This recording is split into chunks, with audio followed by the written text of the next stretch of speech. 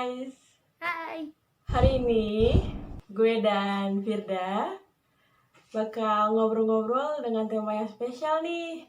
Kira-kira temanya apa ya? Nah, kali ini tema kita adalah soal pentingnya mempunyai media relations yang baik bagi lembaga profit maupun non-profit. Nah, Bina, gimana nih? Sebelum kita mulai podcastnya nih, gue mau nanya nih, kabar lu gimana nih? Kabar gue alhamdulillah sehat. Gimana nih kabar lu juga nih Firda? Ya, kabar gue alhamdulillah sehat dan sekarang kan lagi pandemi nih ya, jadi kayak kita buat ketemu juga susah gitu kan. Udah berapa bulan sih kita? Berapa bulan? Sekitar 4 bulanan ya 4 kita bulan. nggak ketemu ya. Jadi kayak kayak udah pengen kuliah tapi kayak malas, tapi harus kuliah gitu, pengen buat ketemu kan sama teman-teman pastinya ya kan. Iyalah. Nah, sekarang nih gua sama Bina bakal ngebawain podcast yang spesial. Tadi udah gue sebutin temanya. Tapi ini sebelumnya media relation secara umum menurut lu tuh apa sih? Menurut gue ya, media relation tuh sebuah relasi yang dibangun dan dilembagakan oleh individu atau lembaga politik, bisnis, dan sosial budaya dengan media massa untuk menjangkau publik guna meningkatkan pencitraan atau image, kepercayaan atau trust, dan tercapainya tujuan-tujuan individu maupun organisasi atau perusahaan. Nah, kalau menurut lu nih, versi lu tuh media relation tuh apa sih?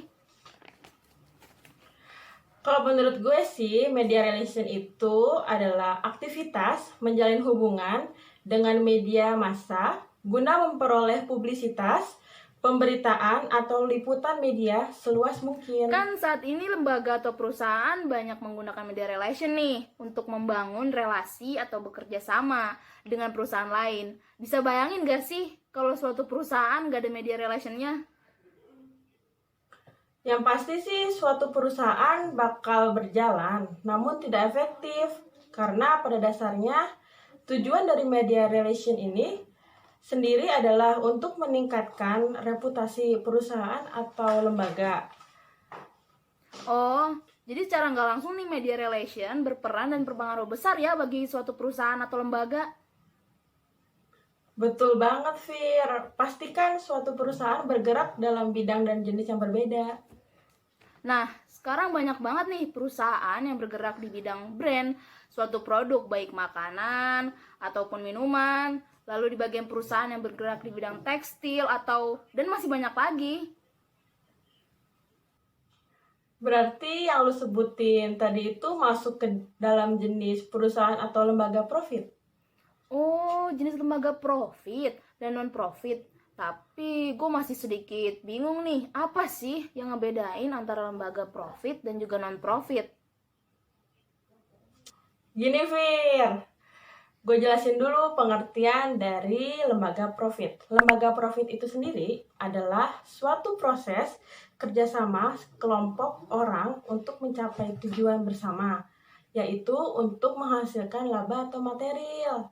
Sedangkan lembaga non-profit itu sendiri adalah suatu organisasi yang bersasaran pokok untuk mendukung isu dalam menarik perhatian publik tanpa ada hal-hal yang bersifat laba atau material. Gitu. Begitu. Jadi kalau lembaga profit lebih bertujuan untuk mencari keuntungan atau laba, kalau non-profit itu lebih bertujuan untuk mewujudkan perubahan pada individu atau komunitas tersebut ya? Ya, pokoknya secara garis besar, lembaga profit untuk mencari keuntungan atau laba. Sedangkan lembaga non-profit adalah lembaga yang secara sukarela tanpa memperoleh keuntungan dari kegiatan tersebut. Gitu. Oh gitu ya. Terus contoh perusahaan yang masuk ke kategori lembaga profit maupun non-profit itu apa aja sih, Bin? Bisa jelasin nggak? Seperti sama dengan pengertiannya, contoh lembaga profit sendiri itu seperti perusahaan yang bergerak dalam bidang pangan, PT Indofood misalnya. PT Indofood itu sendiri merupakan perusahaan yang mempunyai tujuan yang sangat jelas, yaitu menghasilkan maupun menyediakan barang guna untuk mencari laba dan memenuhi kebutuhan masyarakat guna keberlangsungan hidupnya. Sumber dananya diperoleh dari investor dan keuntungan yang didapat sebagai dana untuk produksi selanjutnya. Sedangkan contoh perusahaan dari lembaga non-profit itu sendiri yaitu objek wisata Museum Fathahillah. Museum ini termasuk ke dalam lembaga swadaya masyarakat wisata yang mendorong pelestarian objek-objek wisata untuk mempersatukan generasi penerus. Berarti lembaga non-profit itu seperti kawasan wisata, nggak semuanya itu digunain untuk memperoleh keuntungan kan, tetapi cuma melestarikan budaya yang ada di suatu tempat atau daerah.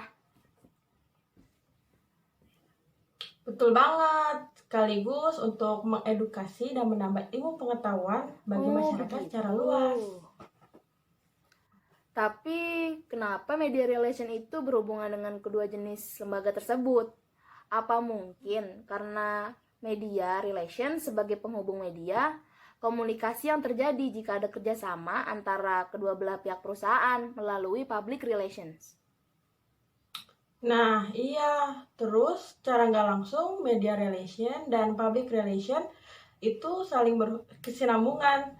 Tanpa ada salah satu dari keduanya, maka suatu perusahaan atau lembaga, baik profit ataupun non-profit, tidak akan berjalan sebagai semestinya. Jadi gitu ya pentingnya media relation bagi lembaga atau perusahaan, baik profit maupun non-profit.